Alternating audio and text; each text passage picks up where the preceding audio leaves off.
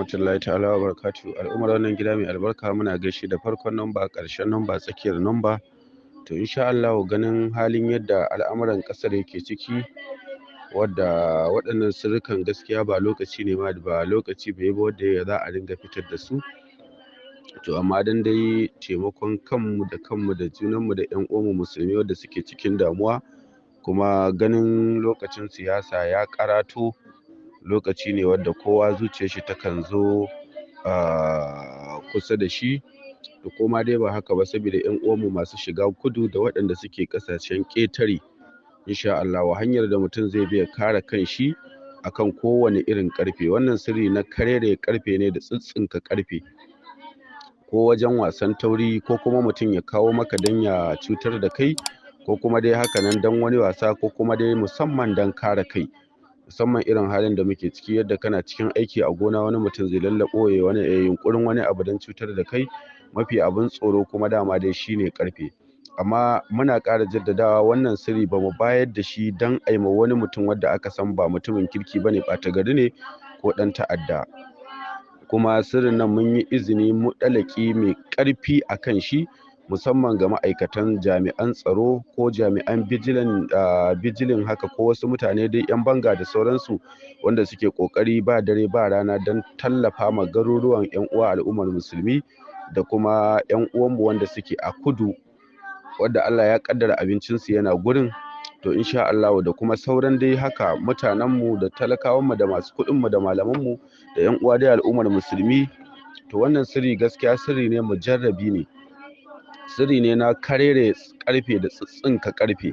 Kuma da Allah idan an bada abu mu dinga daurewa muna jarabawa muna gwadawa, wallahi ƙarfe ko ya kai 1000 zaka tsinka.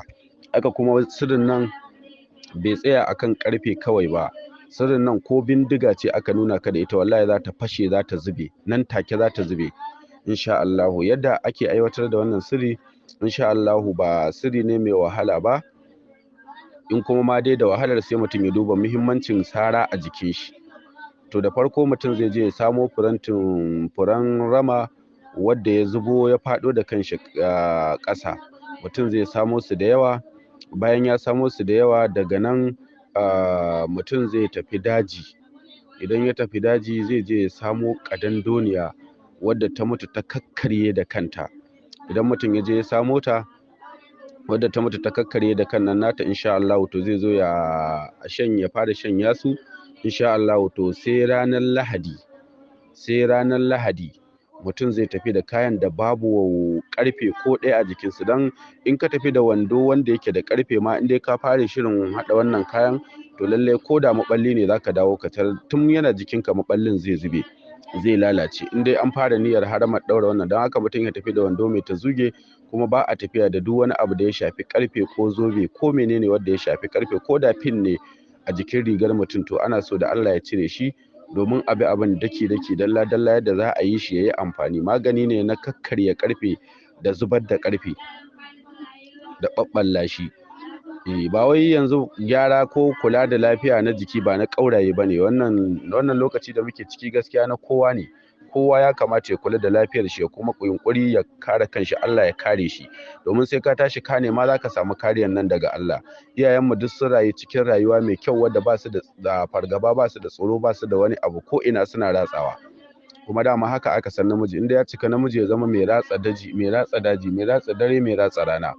To insha Allah ranar Lahadi idan mutum ya tafi wannan dajin, babu wani abu wanda ya shafi ƙarfe a jikin shi, zai je tushen ɗorawa. Idan ya je tushen ɗorawa, zai tsobo ganyen ɗorawa wanda ya faɗo ya kife. To insha Allah ko ta wanne siga aka kawo ƙarfe, jikinka zai zube. Kuma ko ta wanne siga ka ja ƙarfe, kafin ka ɗaga shi sama ya kakkarye. To idan mutum ya samu wannan, zai zo ya haɗa su ya shanya. In ya shanya suka bushe, zai daka.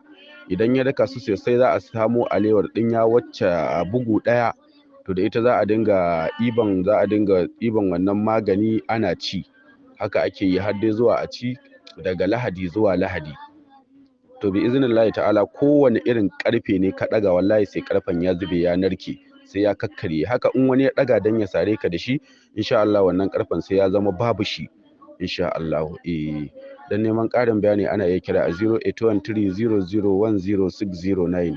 Mai magana Alaramma wanda aka fi sani da barista wanda ake malakabi da maji daɗin rauhanai Zaria.